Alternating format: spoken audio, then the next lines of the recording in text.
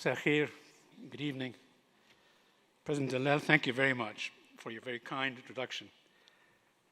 President Dalal, Provost Abdurrahman, Dean Ghaffar, Dean Kamil, Dean Malloy, and Dean Mikawi, members of the university administration, and most importantly, the graduating students of summer 2023, fall 2023, winter 2024, thank you for inviting me back to AUC, a place where I've been associated with for many, many years as a student, and more recently as the Dean of the School of Global Affairs and Public Policy. I am truly honored to be asked to come back with the specific assignment associated with this invitation being to share some of my thoughts to fresh graduates who are going to embark on new and hopefully highly fulfilling journeys in life. But at the outset, I want to congratulate you all. Now I'll clap again.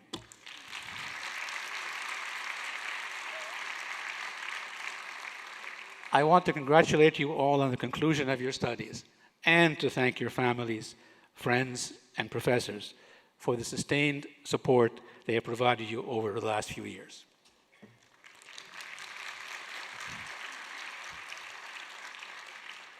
Graduates, rest assured that the additional knowledge you've acquired in the years of study at AUC in Cairo will enable you to surmount daunting challenges and to successfully seize new groundbreaking opportunities. Life is a challenge, but you are well prepared to embark on a tantalizing journey with astute preparedness in hand. Personally, generically endlessly curious, I myself studied completely unrelated disciplines at AUC. I then went on to pursue at least 3 different professions in government, academia, and the private sector. Throughout this journey, I was buttressed by the knowledge, the skill sets, and the confidence acquired here. I had been nurtured by a liberal arts education, thus always striving for more, trying to understand deeper meanings, or to take into account the multidimensions of every issue. While a great expression of appreciation for everything, I cannot say more about AUC than it has taught me how to guide myself in my own life journey, and I'm sure it has done the same for you. Ladies and gentlemen, graduating students, families, and friends, these are challenging times, and that is an understatement to say the least. The world order, all over, is facing a perfect storm as we face poly-crisis, poly-players, poly-circumstances, a time of simultaneous disagreement and confusion. Internationally, for several decades, we first weathered bipolarism between the Western and Eastern blocs, victors of World War II, then unipolarism with a Western and American supremacy. Now we seem to be streaming towards multipolarism without being able to confidently define which states will constitute the new poles, or in fact, whether these poles will be constituted by states at all. The relevance of international institutions that have guided us, such as the World Bank, the International Monetary Fund, and many others, is also being legitimately questioned, and is the veracity of continuing to rely on the US dollar as the predominant currency in international trade. Inequities and disparities between states, as well as double standards in the application of international law and agreed upon norms, have been corrosive forces shaking our system to its seams, raising legitimate questions about its relevance, as well as whether it truly serves us all.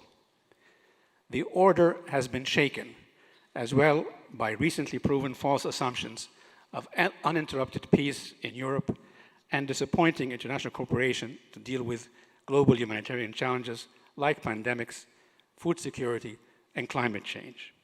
Equally alarming are increasing disparities between rich and poor nations and peoples, even in decades of significant wealth generation. Our region, the Middle East, through North and East Africa, the Levant and the Arab Gulf region, has been affected by all of these circumstances, challenges, and more. We have had failed states, civil wars, revolutions, mostly as a result of inefficient, unresponsive, and archaic governance. Throughout the post-World War II order, with the Israeli occupation of the Palestinian Arab land, the region has hosted the longest ongoing occupation of territories in contemporary history. The recent horrific events and bloodshed in Gaza were testimony to that oppression, and violence begets violence. We have witnessed uncomparable suffering of Palestinian people in particular, and the blatant Israeli disregard for international law, as well as irrefutable international hypocrisy and double standards.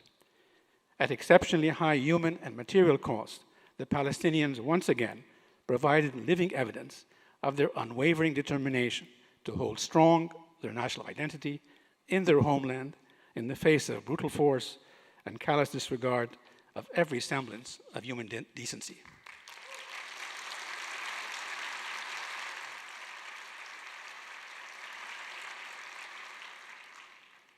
I made these points because I could not ethically skip being completely honest with you in this moment when I'm trying to encourage you to look forward, keeping ethics and morality very high in your standards.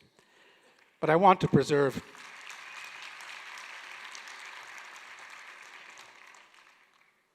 it will be your role to deal with our regional problems and also to help work and fix the international order as a whole, to deal with hypocrisies, short-sightedness in many of the positions taken by states in the industrialized Western world in particular, including the United States. Graduating students, ladies and gentlemen, I would now like to address some positive developments and your path forward after having first dealt briefly with some dire and daunting circumstances. Graduating students, forget not that you graduate in the midst of tremendous technological advancement, or yet another industrial revolution. In the mid-70s, when I was sitting amongst your seats at the commencement ceremony for my master's degree in management, having just gotten married, I labored resourcefully, but unsuccessfully, to get a telephone line connected to my apartment. That is, until my boss, at the time Egypt's new vice president, intervened to ensure that he could wake me up at night at any time of his desire. Now, I do most of my work on the go, off my cell phone or my iPad. Landlines are archaic and cell phones addictive. I have to admit, I communicate frequently with my young grandchildren across 3 continents to get advice on how to reboot or upgrade my own phone. I also noticed that many of you are already looking at your phone just now. It's okay, it doesn't bother me. Communication beyond frontiers have opened doors and provided advancement opportunities on the earth and beyond. State-of-the-art technology in the sciences has been widespread in many disciplines, in medicine, and provided opportunities for advancement, which have previously been unimaginable. AI is just one important example in recent years. Medicine is also a domain of tremendous advancement, great potential, and of important ethical and moral value. I can go on and on with examples of contemporary technological breakthroughs that argue well for a prosperous future ahead. I will refrain from citing them to save time and because I fear missing out on important recent developments. But these advancements have initiated alternating synergies between humans and machines, synergies that raise complex ethical questions related to advancement. In fact, one of the most important challenges of your generation will be determining the ethical norms of how we handle technology, or how we allow it to handle us. As a longtime public servant, and then the Dean of the School of Global Affairs and Public Policy here at AUC, I seize this august occasion of your commencement to urge you to consistently keep the common good in mind as your center of gravity in your life's journey. Reflect well on past practices. Consider rationally present realities, and wisely take into account the future consequences of your actions. I urge you to learn from and forego the mistakes of my generation, especially our tendency to ignore the ramifications of our actions, often choosing quick fixes rather than addressing the root causes, and occasionally ignoring the multiple dimensions of problems and issues, even allowing our determination for immediate success to, regrettably, blind us into inadvertently circumventing the greater and longer-term good.